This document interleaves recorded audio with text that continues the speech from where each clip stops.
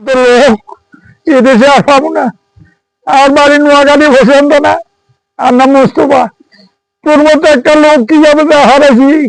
আমি অসুস্থ মানুষ, আর তোর কাছে হাত তুলে দেওয়া করিয়ে তুই আল্লাহ ভাগ কি সোনাবির গুলিটা আমি যদি ইচ্ছা করতেন তাহলে গুলিটা তো না বাড়িত সোনাবিরের জায়গা হারাতাম না।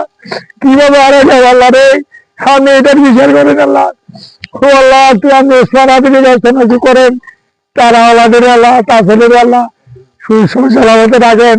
তারপরে ও আল্লাহ মনের মধ্যে দিয়ে মানুষ করেন আল্লাহ। আল্লাহ ভাগ আয়ুষ্মান কথা বলতে পারি না, বলতে আমার ছেলের তো বেশি লাগে।